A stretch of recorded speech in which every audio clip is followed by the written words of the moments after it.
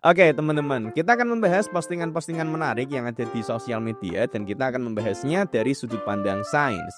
Kalau kalian nemu postingan-postingan menarik yang ada di sosmed, silahkan bisa tag aja akun sosial mediaku atau bisa juga kalian kirimkan linknya ke Discord untuk nanti kita bahas di video selanjutnya. Oke, kita mulai. Di umur berapa kalian baru tahu tutorial ini? Aku baru tahu hari ini ya, Bu. Oke. Di sini ibunya nyabut singkong, tapi nyabutnya nggak yang sekedar dicabut biasa ya, tapi pakai tongkat di sini ibunya.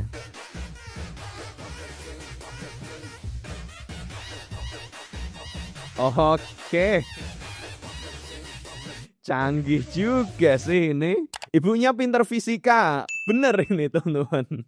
Di sini ibunya menerapkan sebuah konsep fisika sederhana yang sangat efektif ya di sini, yaitu sistem tuas.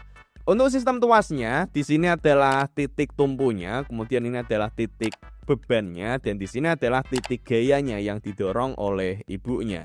Nah, yang menarik, ketika ibunya mendorong tongkat ini di ujung, maka secara efektif dia meningkatkan nilai torsinya. Yang dengan ini singkongnya akan jadi jauh lebih mudah untuk terangkat karena panjang lengannya di sini tongkatnya lebih besar daripada jarak titik tumpu ke bebannya, teman-teman. Saya narik batang singkong seperti mau lomba tarik tambang. Nah ini kalau kita nariknya cuma sekedar narik aja, kita bakal butuh gaya yang lebih besar. Misalnya kalau misalkan kita nggak pakai tongkat, misalnya gaya yang dibutuhkan untuk ngangkat singkongnya ini adalah katakanlah 10 Newton misalnya. Sementara itu kalau pakai tuas, misalkan panjang tuasnya ini perbandingannya 1:2 ya di sini, maka di sini ibunya cuman perlu ngasih dorongan yang besarnya cuman 5 Newton teman-teman, jadi separohnya. Makanya ini menarik ini. Kucing saya baru saja turun dari lemari dengan cara yang paling mengesankan. Gimana emang turunnya? Semengesankan apa?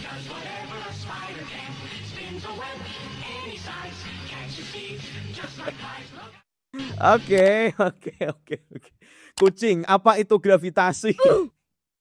Dia bisa turun dengan santainya ya, teman-teman. Ini simpel sih sebenarnya. Jadi di sini kucingnya sendiri ketika turun dia nggak langsung sekedar lompat, tapi dia juga sambil mendorong tubuhnya ke arah tembok dan juga ke arah lemari di sini. Makanya kemudian dari interaksi ini muncul gaya gesek antara kucing dan lemari. Di sini muncul gaya gesek, kemudian di lemari juga muncul gaya gesek. Yang gaya gesek ini mengimbangi gaya berat dari si kucing sehingga kucingnya nggak langsung jatuh dan dia pun bisa turun dengan bergaya seperti ini. Kalau kucing putih lain lagi ceritanya. Iya juga ya.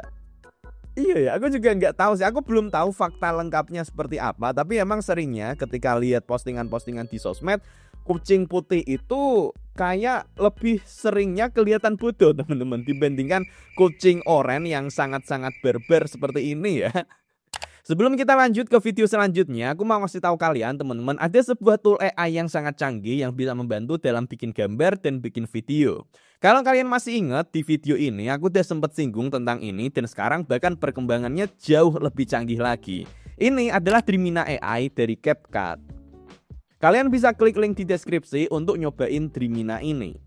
Dreamina adalah platform generatif AI dari CapCut yang fiturnya sangat-sangat canggih. Pertama, dia bisa mengubah teks jadi gambar, gambar jadi gambar yang lainnya di fitur image generator ini. Kemudian yang lebih canggih lagi, dia udah punya video generator. Kita bisa bikin video. Sebagai contohnya, kita bisa lihat di sini untuk showcase-nya, teman-teman. Kita lihat misalnya. Nah, ini adalah video hasil buatan AI dan di sini videonya sangat bagus, sangat konsisten dan smooth juga videonya. Ini pun juga sama. Cara makanya ini gampang banget. Misalnya aku contohin untuk image generatornya dulu. Misalnya di sini aku mau bikin gambar foto perempuan yang lagi di Taman Sakura, tinggal kita generate aja gambarnya. Oke, ini hasilnya udah langsung bagus ya dengan prompt yang sangat simpel. Kemudian dari gambar ini kita bisa langsung generate video nih. Kita pakai model yang terbarunya, video S2 dan kita generate. Dan oke, di sini kita langsung dapat gambarnya berubah jadi versi video, teman-teman. Luar biasa loh. Kemudian selain kita bisa memvideokan hasil gambar AI ini, kita juga bisa bikin videonya sesimpel kita mendeskripsikan pakai teks, ataupun kita bisa input gambar ataupun foto sendiri. Misalnya aku punya foto ini nih, misal aku masukin ya. Kemudian klik generate, dan fotonya pun di sini udah bisa berubah jadi video loh. Oke, jadi gerak loh fotoku loh. Luar biasa teman-teman. Ini canggih banget loh. Dan untuk potensi penggunaannya ini sangat-sangat luas. Silahkan bisa disesuaikan ya. Misalnya untuk siswa atau mahasiswa, ini bisa dipakai untuk bikin gambar ataupun video untuk tambahan ilustrasi pas presentasi. Atau kalau misalkan kalian mau bikin video, gambar ataupun video yang dihasilkan, ini bisa dipakai untuk tambahan ilustrasi dan lain sebagainya. Keren sih ini Dreamina AI, silahkan bisa kalian cobain sendiri, linknya ada di deskripsi. Ini gratis, jadi silahkan langsung kalian cobain aja. Oke. POV, you bought a durian trying to see the inside. Kamu beli buah durian dan pengen lihat dalamnya. Ini是巨资买了个榴莲，看看它是有几胞胎，看看是踩雷了还是断了这次。我们现在给榴莲准确的定一下位，静静的躺在那里。现在我们进行0.55毫米保存重建。Oke. Bisa kelihatan dalamnya dong. Oke, menarik.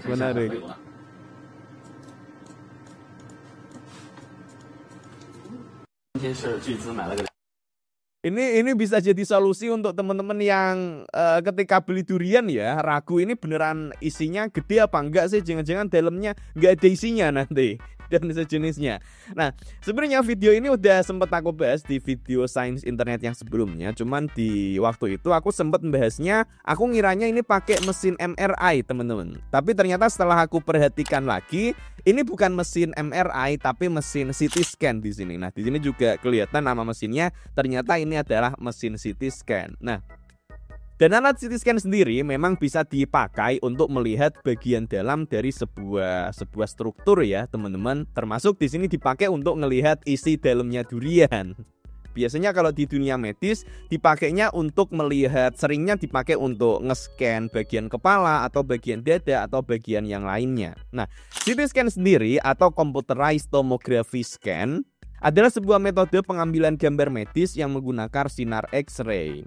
Sebenarnya hasil gambar X-ray itu kan 2 dimensi ya teman-teman aslinya. Tapi kalau gambar 2 dimensi ini dilakukan pada berlapis-lapis, kemudian lapisannya ini ditumpuk, kemudian diolah pakai algoritma, pakai program komputer. Disinilah kemudian kita dapat hasil scan 3D-nya teman-teman. Termasuk disinilah yang dipakai untuk ngelihat isi dalam durian.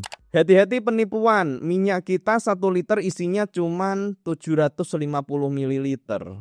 Gila nih, penipuan nih, bangke ini emang nih, 1 liter nih. Gua buka. Oke, 1 liter ya kemasannya. Coba. Nih. Ya, segel tadi tuh ya, kemasannya masih full. Terus. Tuh, lihat ya. Botol udah kosong ya. Tuh. Cuman oh my god. Oke, ini adalah topik yang rame beberapa waktu yang lalu, bahkan sampai sekarang proses penyelidikannya pun juga masih berlanjut ya teman-teman, yaitu tentang kasus minyak kita yang ternyata takarannya nggak sesuai di sini. Dan di sini ada beberapa orang yang komen tentang ini di komentar video sebelumnya. Om Bes komentar produsen minyak kita yang bilang massa air dan minyak berbeda sehingga hasil pengukurannya juga berbeda. Emang gitu ya, kan sama-sama benda cair. Bang coba bahas kata Kang minyak kita, ukuran liter minyak sama air berbeda. Kalau 1 liter air katanya sama dengan 900 ml minyak goreng. Satu hal yang pasti gini, kalau ada sebuah benda cair yang disampaikan, misalnya di sini tadi ada sebotol minyak goreng yang isi bersihnya volumenya adalah 1 liter, maka mau diukur pakai metode apapun ya hasil volumenya akan ada di kisaran itu, di kisaran 1 liter ini, bukan di 900 ml, bukan di 800 ml, apalagi sampai di 750 ml. Nah, untuk teman-teman yang mungkin lebih ngikutin kasus ini, bisa tolong bantu kasih konteks dan penjelasan kasusnya, atau bisa koreksi kalau aku ada yang keliru ya dari penyampaianku. Tapi yang aku highlight adalah bahwa nilai volume ya bakal tetap mau diukur pakai cara apapun, Nah, sedikit throwback, sebelumnya pernah juga nih kita bahas tentang minyak. Nah, di postingan ini jadi ada minyak 1 liter, pas ditimbang ternyata jadinya cuma sekitar 900 gram. Nah, kalau ini justru ini benar karena yang diukur adalah masanya atau bobotnya. Massa jenis minyak sendiri nilainya adalah 0,9 kg per liter. Artinya untuk 1 liter minyak masanya atau bobotnya ini adalah sekitar 0,9 kg atau 900 gram. Dan ini berbeda dengan air. Kalau untuk air 1 liternya bobotnya adalah 1 kg.